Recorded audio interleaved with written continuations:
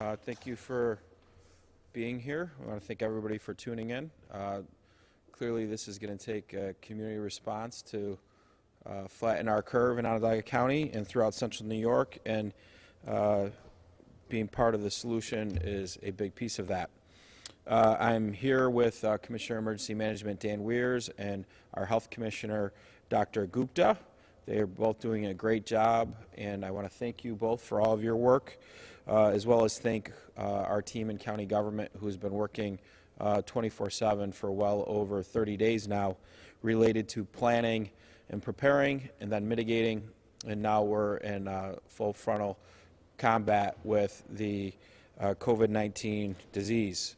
So let's go into some of the numbers. We've had a busy week.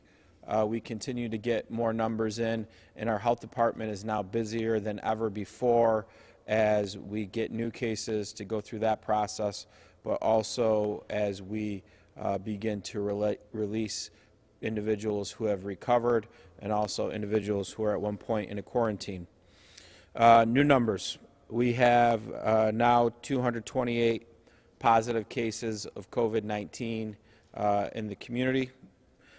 This number is up from 194 yesterday. So there was 34 new positive cases. 23 individuals are in the hospital. 7 individuals are critical. 10 people have been released from the hospital. This is up from yesterday, where we had 3 additional people released from the hospital. Hospitalizations will become a kind of a fluid number. You'll have people who are sick, who have tested positive. At some point, their symptoms get more severe. They'll go into the hospital. You'll have some people going into critical condition coming out of that, people leaving the hospital because they're better. So we have 3 people who were in the hospital that have now gone home, but we've had more people with their fight with COVID-19 also go into the hospital. Some very good news. We're happy to report that today there were 41 people who have recovered and are released from mandatory isolation and quarantine. So the status for today, we have 228 positive cases. You'll see us reporting the positive cases throughout this process, because those are people who've tested positive with COVID-19. But we will also be talking about the active cases. So we are presently monitoring 186 active cases in Onondaga County. As you see, we have charts and demographics and data that I know a lot of us are charting. We'll have a positive number, but we'll also start to chart the active cases in Onondaga County. So 186 active cases is actually less than what we had yesterday. Of the hospitalized, every decade is represented except those under 20. This is a further reminder that this virus spares no age group. Some details on our positive cases: 128 are female, 100 are male, 7 are under 19, 19 and under.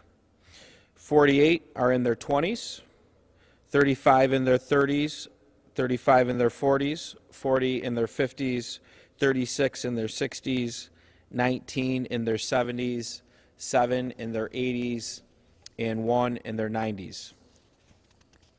Out of our cases, we have right now 12 contact cases. This number will increase. Contact cases are individuals that went into a quarantine because of contact, family members.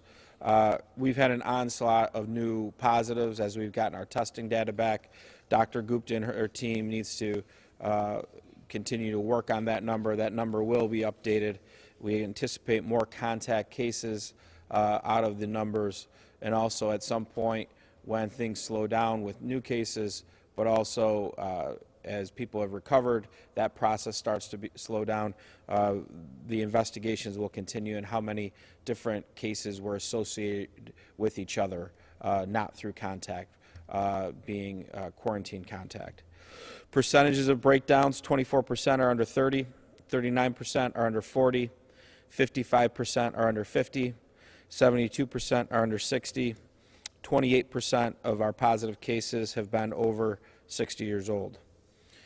Breakdown of municipality, City of Syracuse 70, Town of Clay 29, Town of Camillus 17, Town of Cicero 17, Town of Salina 17, Town of DeWitt 15, Town of Onondaga 12, Town of Manlius 11, Town of Pompey 11, Town of Geddes 7, Town of Lysander 7, Town of Skaneateles 4, Town of Van Buren 3, Town of Lafayette 2, Town of Atisco 2, Town of Fabius 1, Town of Marcellus 1, Town of Spafford 1, and Town of Tully 1.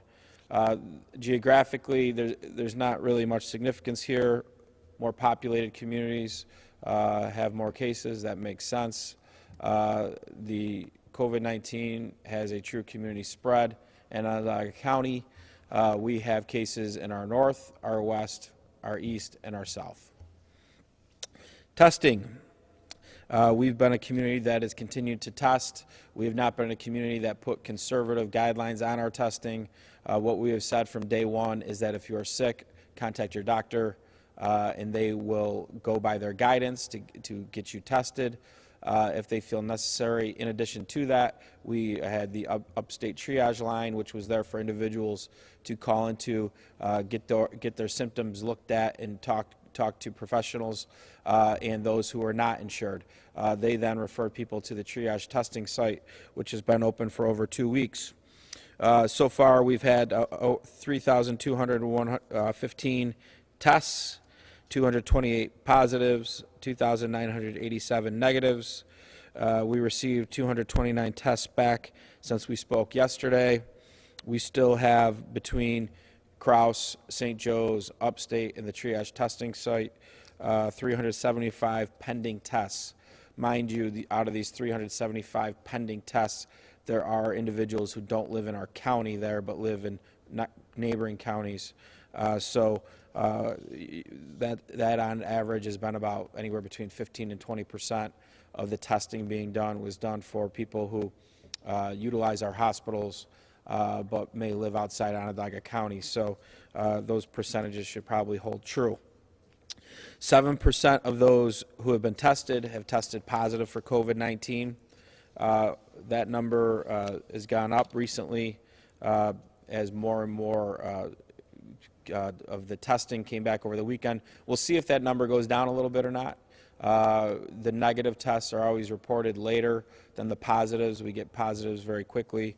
We'll see what that number holds, if it goes down or holds around 7. Process after a positive test result. Our health department will contact you and check on your health and gather information about direct contacts since the onset of your symptoms. Your primary care provider, your physician, will also contact you as well. This is how we then know how people will go into quarantine because of direct exposure. Direct exposure is not passing an acquaintance in the grocery store or the fact that you share employment with somebody. Those in quarantine due to possible exposure should stay alert to their symptoms and contact their doctor for direction if they become symptomatic. Please answer your calls during this process from our health department and keep your doctor informed if you have any change in your symptoms throughout your quarantine. As a reminder, anyone who tests positive or who has been tested at all for COVID-19, so if you take a test, you are in a quarantine until you get your results. Because we have community spread, everybody should be self-monitoring their health every day, looking for symptoms that we know are there that could be symptomatic of COVID-19 or flu-like symptoms. Dr. Gupta can go over what some of those symptoms look like when she gives her briefing. I can't say this enough. For the most part, everybody is doing this. We do hear examples sometimes when people don't do this, but if you're sick and you're in an essential business, please stay home. This is how we slow this thing down. This is how we flatten our curve, and this is how we get to normal faster. If you're sick, there's no reason for you to go to work, no matter what you have, no matter what virus you have, if you have the stomach bug or whatnot. Stay home. Please, stay home. Certainly, your children should be at home. And certainly, I know there's not specific guidance on this, but we got a lot of folks that are nervous. If you're going to the grocery store, it might not be the best idea to bring all your kids with you. That's making people nervous, your neighbors nervous. Keep the kids home if you can. I know that's not always possible, depending on the circumstances, but certainly the grocery store should be used as a necessity to go get groceries, not a kind of day out for the family to get out of the house. We know it's tough, but please think about that. Certainly we're getting a lot of emails and a lot of calls about people who are nervous, whether you're going to the grocery store or going to Lowe's or Home Depot or whatnot, that this isn't a family excursion. If you can keep your kids home, please keep them home. At this time, I'm going to have Dr. Gupta come up and reiterate what it means for to release people from home isolation. We had a lot of new cases today. We're going to continue to have more and more cases each day as people recover. So, Dr. Gupta.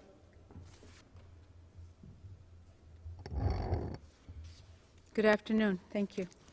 So, as we discussed yesterday, in terms of we are continuing to have new cases, and at the same time, people are recovering, which is a good sign. It's a hope. And the criteria which we are using is based on New York State Department of Health guideline, which is based on CDC recommendation. So number one, isolation. Isolation is defined as the people who are put in their own homes or wherever their boundaries are within their apartments, or if they're sharing, that they are not going to be sharing their bedroom or their bathroom, if it's possible, or their common spaces. So people are called isolation. These are cases. It means these people are COVID positive. The criteria to release them is much more clear at this point. Is these people have gone through what you want to call incubation period when they were exposed to somebody. It means that 14 days they passed somewhere, and within maybe 5th or 6th, we don't know which day, they develop the symptoms. Their symptoms of fever, cough, shortness of breath, body ache, nausea, vomiting, generalized fatigue, very non-specific symptoms, headache, loss of sense and taste. All these things certainly are clinical findings, and that's how they sought the care of the doctor or got the test. They are going to be released only if they have been fever-free without any use of medication to reduce the fever. It's called antipyretic, like Tylenol or ibuprofen, for 3 days, 72 hours. The second criteria is that they are going to have continued improvement in their symptoms, whether it's a cough, that's a shortness of breath, or anything, feeling fatigued. It means they are going to say, we are continue to feel better. And the third is 7 days have gone since their first onset of symptom. Again, remember, these are the guidelines. They are going to direct us to have a discussion with each and individual case, and then we will make the decision. Depending on somebody has any severe past medical history, significant past medical history of lung disease, heart disease, diabetes, or they have something else, then we certainly take that into consideration. So based on those criteria, when we review the chart and the staff actually present to us, we will make a consideration that this person is ready to be released from isolation. So the second part is quarantine. So quarantine is for the contacts. Contacts could be household contacts. If parents, if one person is a case, a COVID positive, the rest of the family members are contacts. That's the word we use. And they are going to be in quarantine. They are not isolation. They are not being tested. And we, by association, if they have any symptoms, we can consider they are COVID positive now, even though without the test. However, we use the word contacts for them because they are still in incubation period for the virus. That means their day of exposure, the day they were exposed to their family member, and they have a little bit separation from them in terms of, social isolation within the house and making sure they are not sharing things and all. Then we take those 14 days for them to see if they are developing symptoms. That is very clear. They are not going to get off in 7 days. That is something we want to make sure.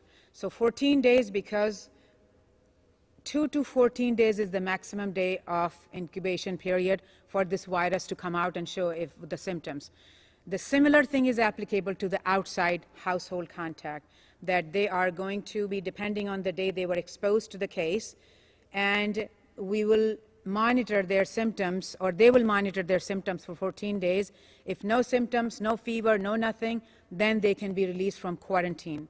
However, if anyone have any symptoms in between, that they got 4th or 5th day of their quarantine, they start to have cough, they start to have shortness of breath, headache, or any symptoms which are suggestive of COVID-19, we are going to presume that they are sort of a COVID positive case.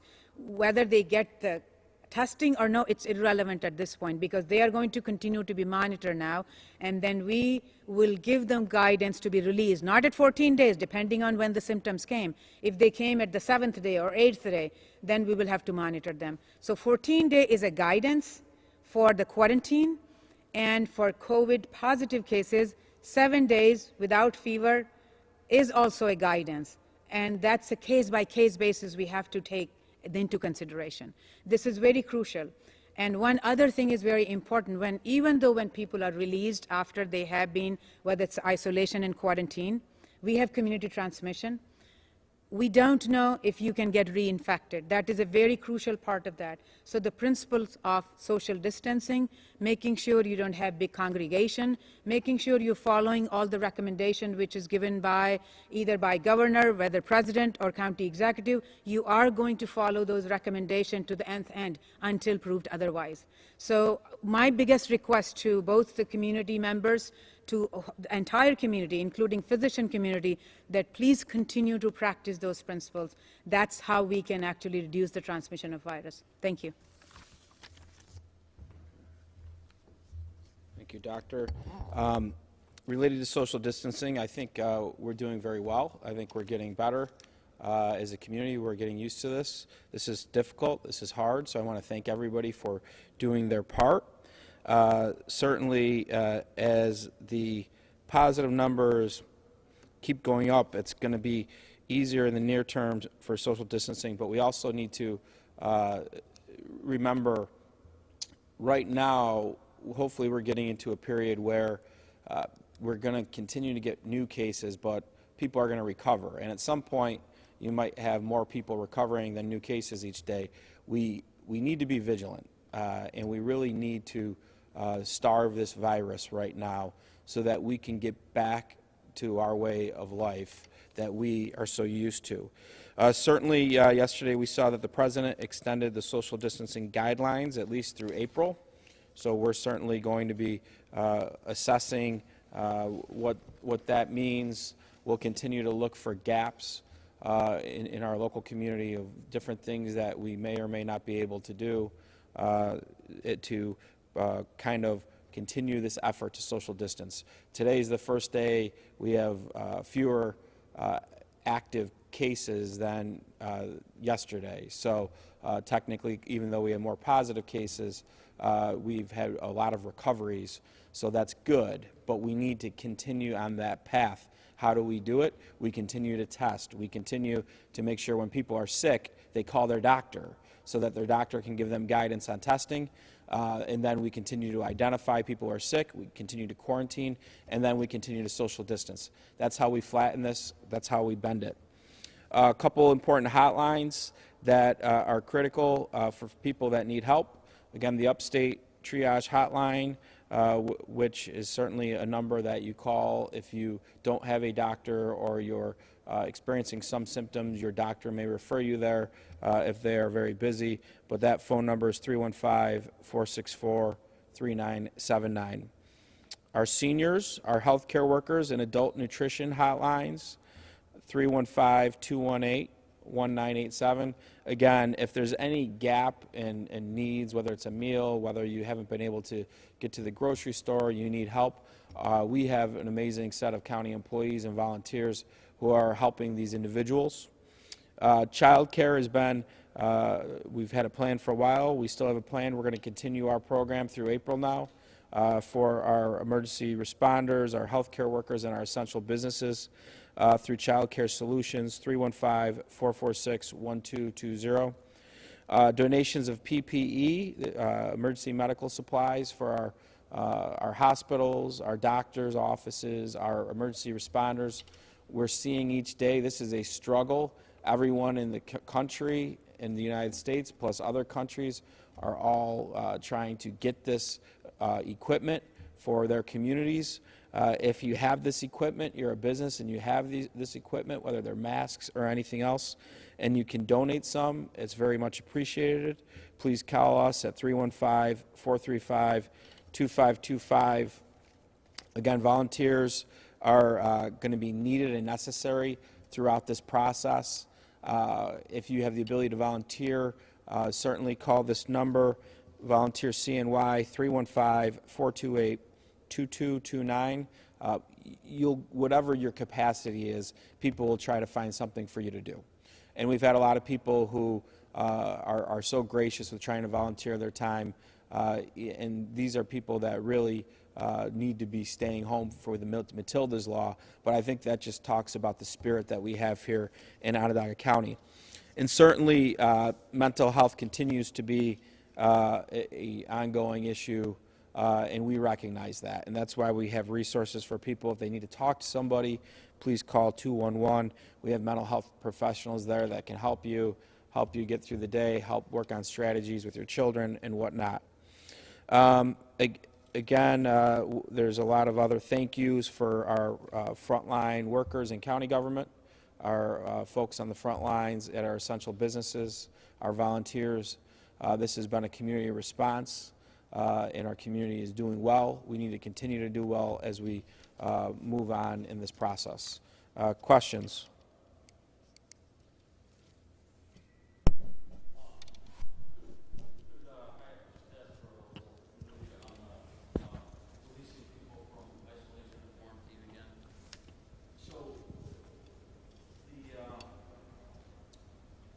When people are released from isolation, is that the same number of people that you're reporting as recovered? That out of the 41 today, Tim, that is yes. Okay. So those are those. Or is that since yesterday? That's over the last 24 hours. So there were 5 reported yesterday. That would be additional. Correct. And are people self-monitoring? Oh, it's total. It's total. 41's total. So there's so you had 5 yesterday, so 36 today. Or less. Yep. Do people self-monitor their temperature and symptoms, or does someone? So they can self-monitor. We are asking people to self-monitor because we do call, but when you have more increasing number of cases, when you have hundreds of them, there is no way we can reach out to everybody. That is true. So we prioritize who are the high-risk patients, which we really need to contact them, especially they're elderly, they are by themselves, so they become our higher priority that we are checking on them. And that's one of the reasons we ask primary care doctors also to stay involved.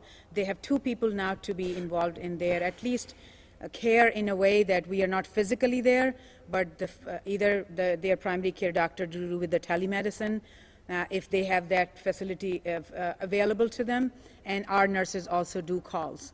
And they do also call us also. The patients are calling us also. Once they connect with somebody, I think it's important. We are prioritizing who are high-risk individuals. And they do monitor because the releasing criteria are very specific in terms of that we need 3 days of no temperature there. Like it shouldn't have fever, essentially. That's what I mean. I have a question for Dr. Gupta. Hi. I think that you had mentioned that when a family member is, test positive for COVID, you guys aren't necessarily testing the other members of the family, and I'm just curious as to why not, because if you did, that would probably paint like a more accurate picture of how easily this spreads and how many people are actually infected, right? Right. So it's a good question. If we have so much testing available that we can test everybody, that will be great, but we don't have it. Maybe with the nuance of tested, we might have the self-testing and all people might be able to test. But at this time, we really need to make sure we have enough testing, which we do have fairly good number of testing here, that for those who we need to identify. So if you have a case which is confirmed in a household, and by association, if they are started to develop symptoms on day 3 or 4 or 5, unless proved otherwise, they have COVID-19.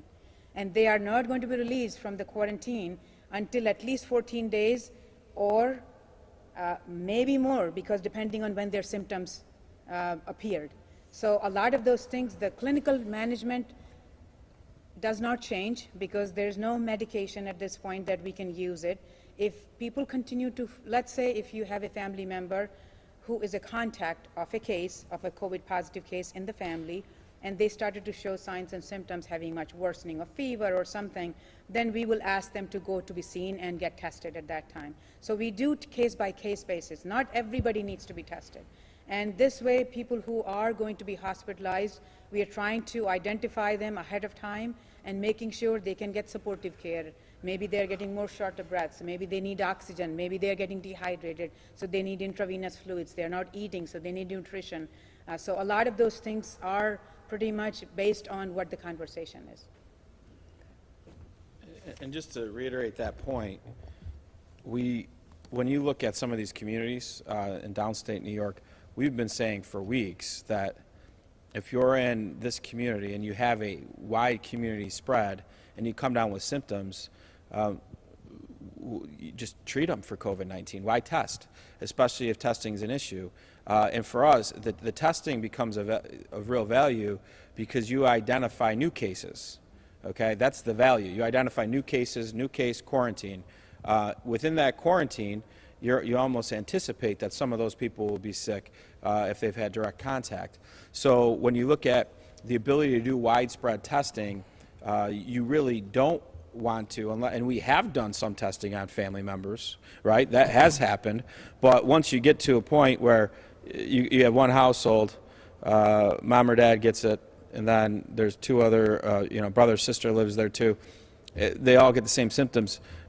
Just treat them, right? Treat them. Use the test, the robust testing you have there.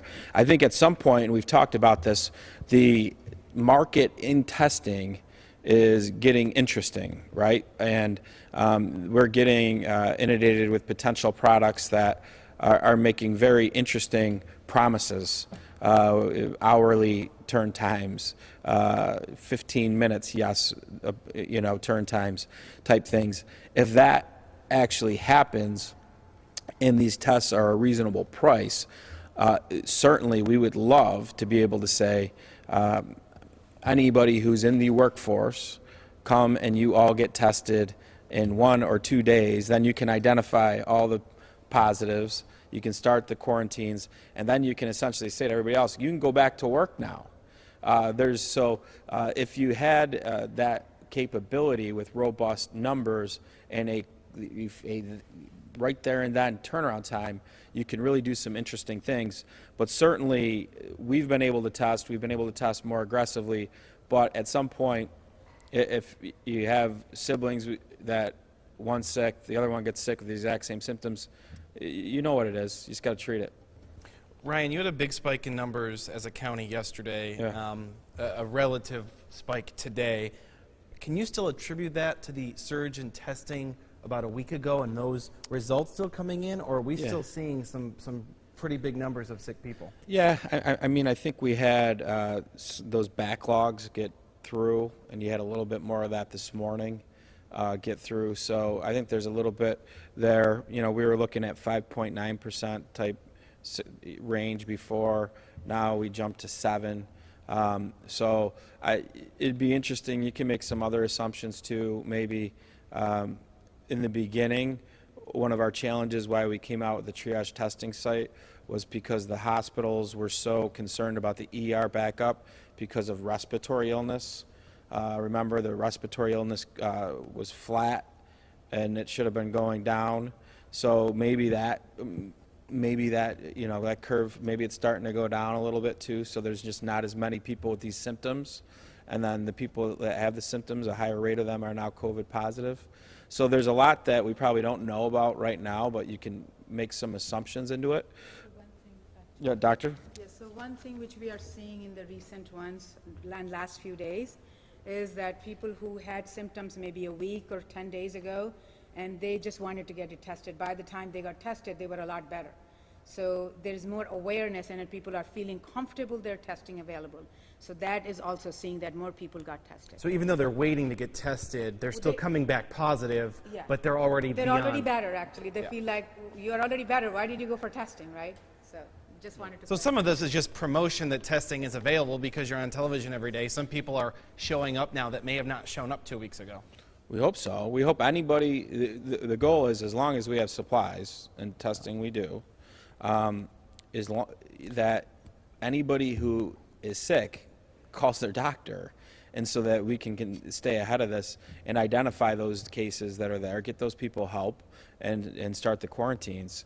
And you know, you're talking 2-3 week, you know, quarantine timetables, right? So that's the goal here. We've seen the demand flatten out. It was here. There's no doubt. We've now had a week of demand flatten out across all of our the various hospitals and the triage testing sites. So there's some explanation to that. We'll probably know later on. I have my theories, and you know, sometimes I'm right, sometimes I'm wrong. 41 people recovered divided by 228 total cases. That's about 18. That is 18%. I used my calculator. I had to cheat. But that's 18%. That's a large chunk of people of the total already moving on with their lives.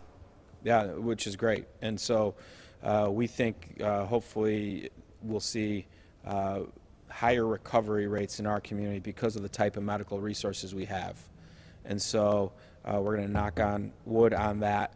But we're happy. It's tough. Look, I think I break out in hives every time I get a bunch of positives when I hear that. But then Dr. Gupta gave me some of this news today and then told me about all the recoveries, so that softened the blow. But this is part of the process. You need to identify who's sick. We know it's here. If you look at your counties across upstate New York, the counties that have airports that are used a lot have more cases. Erie County, Monroe County, Onondaga County.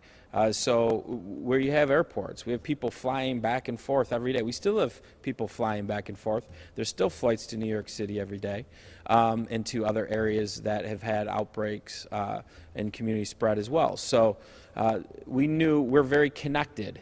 We're a larger county. We knew we would get cases. We got to identify them. We got to quarantine them. And if people social distance, this thing's going to start to starve itself a little bit. Can you explain what it means to have fewer active cases, and is that statistically significant? I think we're on the first kind of day of that, so I think it will become statistically significant if we see that kind of creates like its own curve a little bit. We'll still have we're still tracking positives, right? There'll always be positive cases. That number will always be what it is. But certainly when you look at the pressure on the medical infrastructure in the community and the risk is the individuals who are sick and who are symptomatic that can spread. So that number going down it's a big deal, and hopefully this is part of a trend and not a one-day anomaly. When a person who's in isolation, and Dr. Gupta, you might be able to answer this, but when a person in isolation is released from isolation, are they then considered recovered? And then kind of going back to the testing, if you're not necessarily going to be testing everyone, are you guys still confident that when the curve flattens, those numbers are accurate? So let me just reiterate your question. You are looking for that they are being released and they are recovered. Yes, released exactly. is equal to recovered. Yes, the answer to that question. So when we say, when you see in the map, you see the number of people recovered. They are released now. They are released from isolation. We are not putting people in the quarantine there in that area. So quarantine are multiple contacts, household contacts which are not tested. Those in the maps which you're seeing are the people, the cases who have been now not considered they are recovered. So they are going into that direction and they are not active cases anymore. So total number of cases and then active cases. Active cases means we continue to monitor them, right? Does that answer your question? Yes. And are they considered contagious? We do not believe so, but there's so much is not known about this virus. That's why we continue to advocate and ask for people. It's not a free ride for you to have, group of 5 people congregating and partying and all these things which actually are against the principles of public health and social distancing. We don't want them to do that. We want them to be really steward of the public health and advocate of the public health to make sure they are the leaders to promote the prevention of the transmission of virus in this our community. Thank you. Ryan, St. Joseph's Hospital reported that they're critically short of personal protective equipment. Have you heard from other hospitals that they're facing the same thing? Yeah, it's an ongoing challenge. I think hospitals, so we're always working on our own supply chain. We've actually made substantial purchases of PPE. We're waiting for them to be delivered, hopefully by Friday. When we get this, certainly we're giving these 2 hospitals, nursing homes, as well as first responders. But it's an ongoing challenge. We'll work with St. Joe's and all of our other hospitals to make sure they don't run out in the meantime. But every hospital trying to do their own supply chain. Certainly we are. When you have the hospitals and the counties and the governments doing it, it's very hard for a nursing home or a practice to get the proper gear. So we're basically buying it and giving it away to everybody in the community that needs it. We had a small doctor's office this morning that was going to run out today that we are going to get some masks too. So this is an ongoing daily thing that our emergency operations center deals with. But certainly we'll make sure St. Joe's isn't going to run out. And then we have a large order hopefully in on Friday. A nursing home reported to us that it's reusing masks over and over. And is reuse of a mask basically just the reality right now, and is that okay? Or can the county step in and give it to more places once this order comes through? Yeah, I mean, I think, how big was that order we just did? Yeah, I mean, we just made $1 million order for supplies, okay? All PPE. And so that's something that we didn't budget for, right? Right now we're in a healthcare emergency.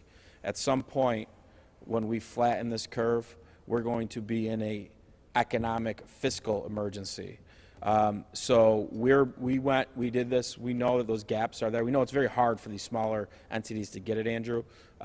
Whether or not it's safe, I'm going to make an assumption it's probably okay. You probably want new ones, but certainly there's many of these entities that reach out to us and we're getting them everything we have on a basis.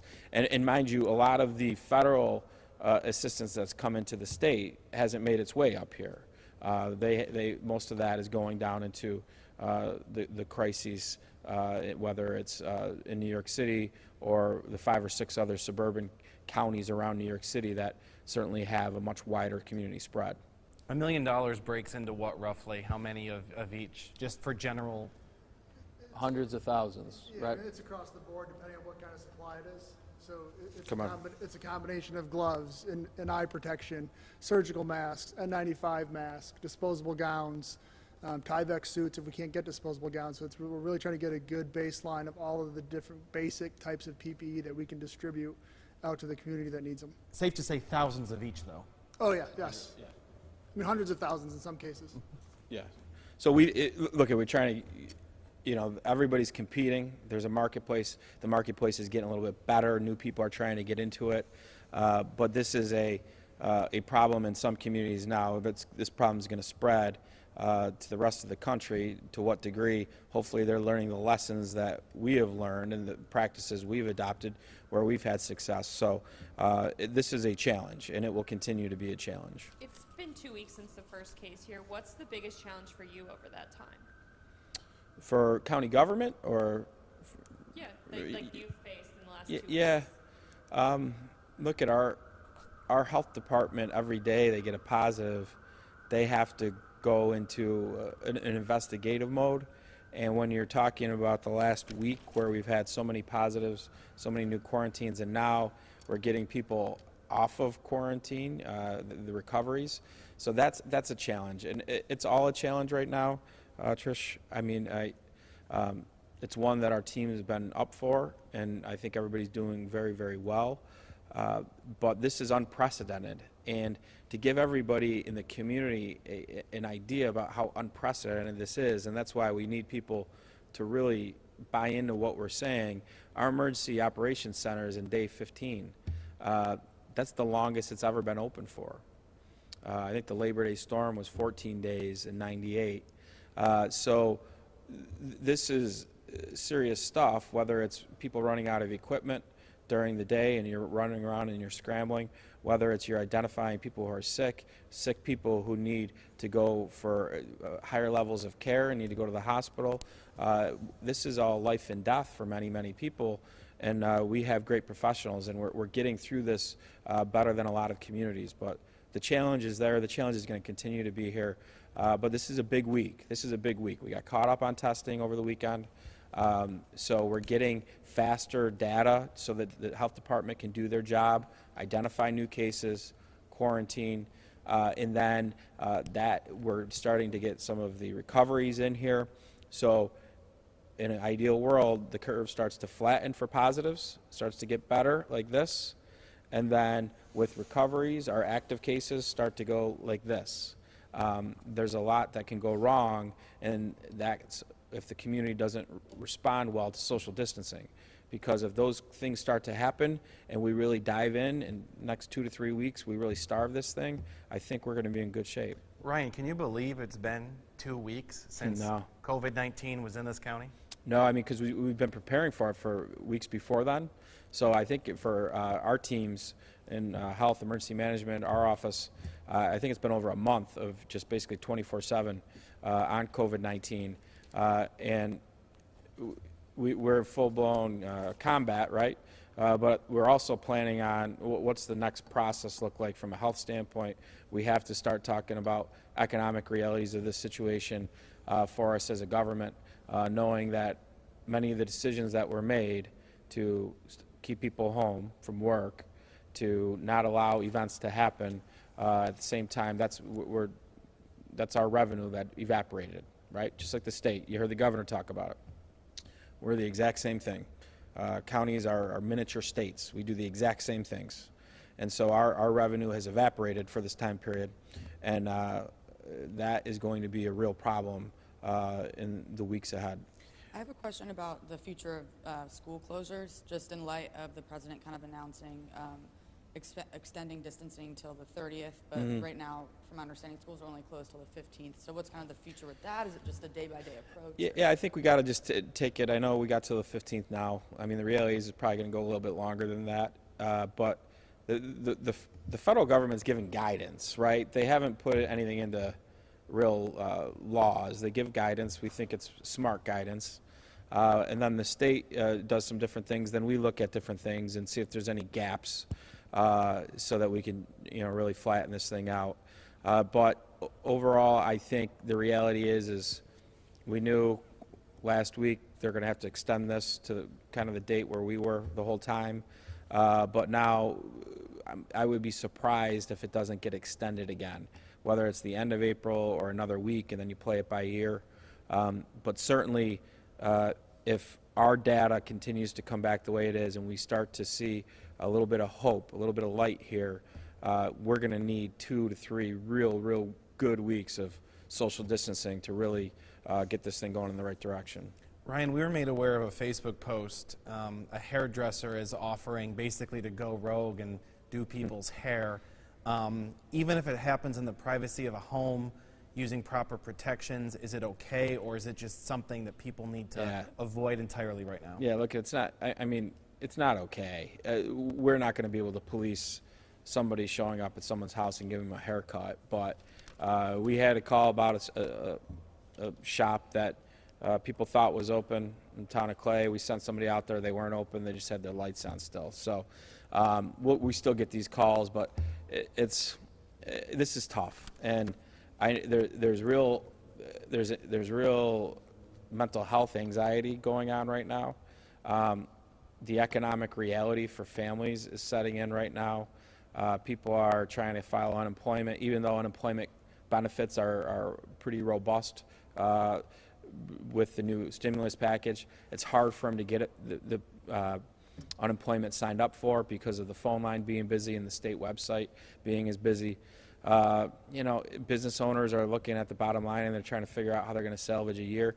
This is tough. and it's going to get a different type of tough. It's going to, as we make progress on the public health side, the economic reality of what just happened to us is going to really set in.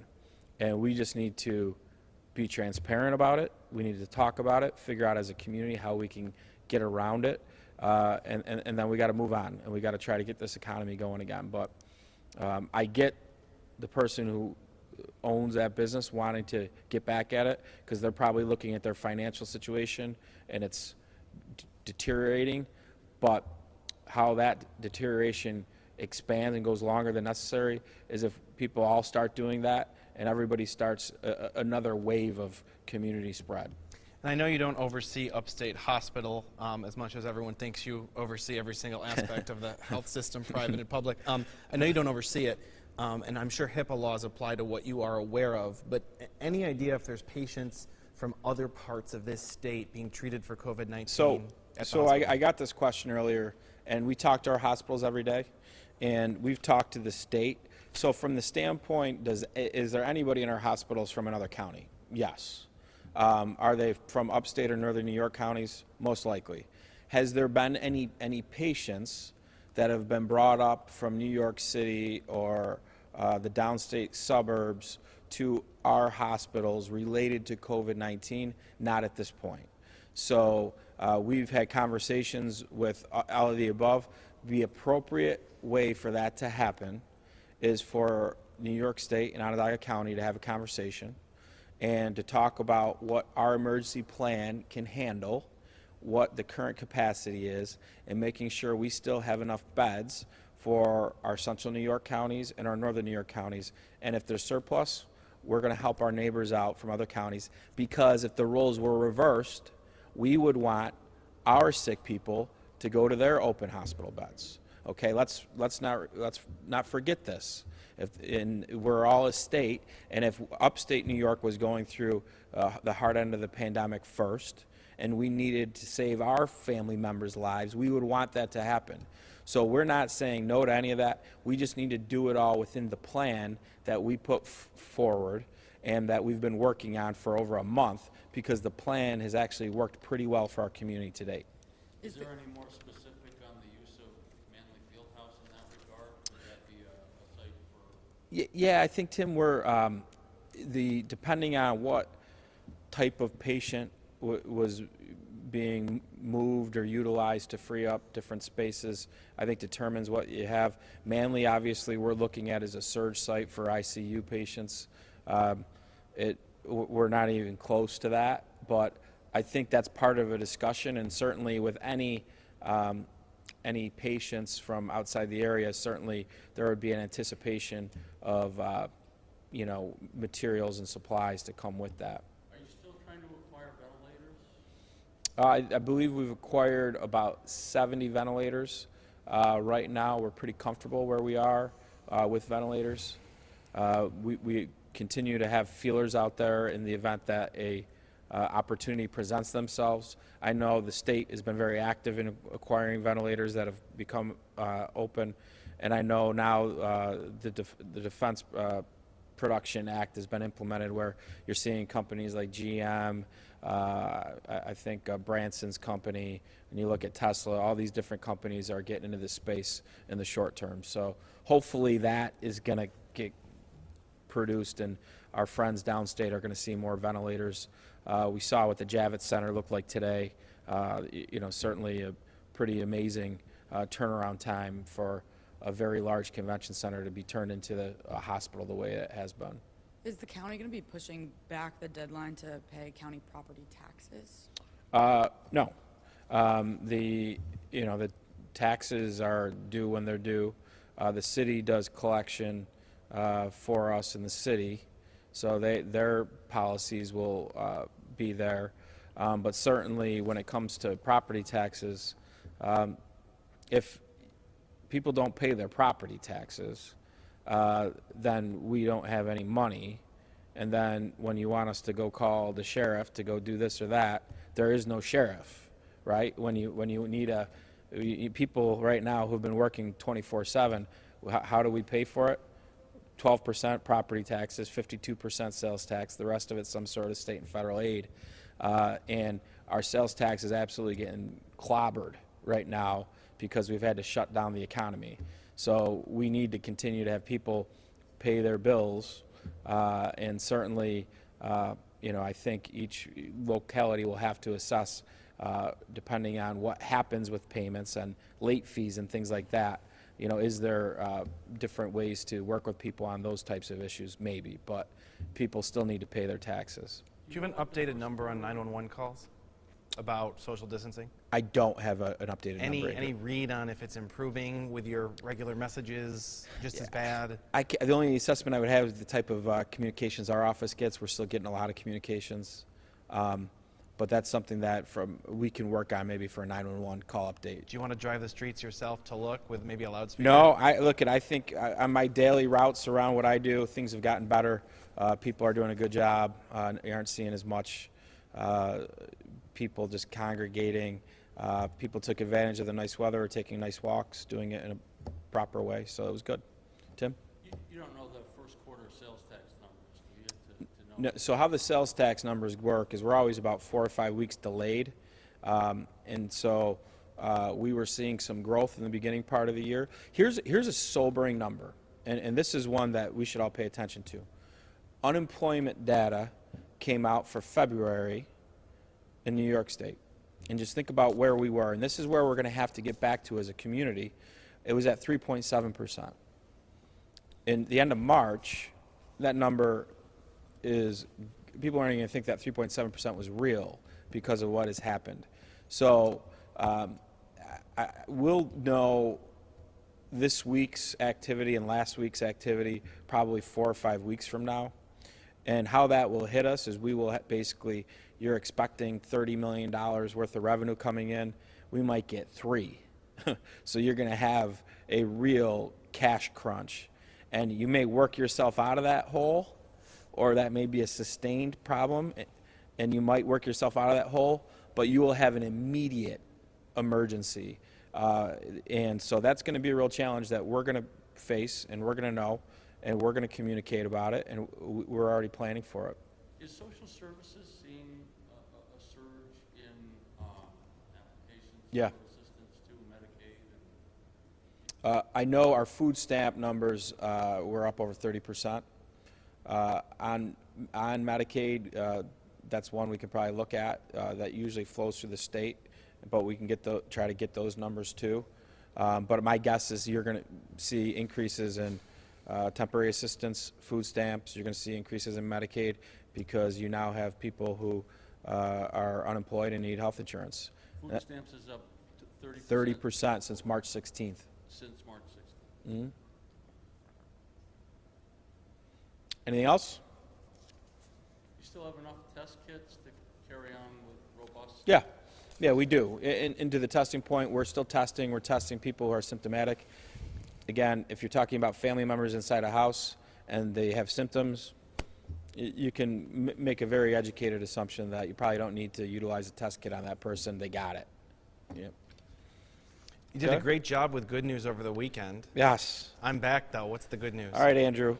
Really one of the shining stars of consumer products over the last month, one that was so underappreciated, the good old-fashioned toilet paper roll, is certainly been in high demand. It's certainly been a product of anxiety for the public when they don't get enough toilet paper. We are pleased that through a partnership with our friends at Syracuse, University of Lemoyne, and OCC, they have donated to us pallets of toilet paper. And this toilet paper is now being used to distribute to many of the folks on our seniors, healthcare workers, and adults who are now find themselves at home. So we want to thank our partners at SU, Lemoyne, and OCC, and we always want to thank our friends who make toilet paper. Is the county seal embroidered on the paper? No. Thanks, Andrew.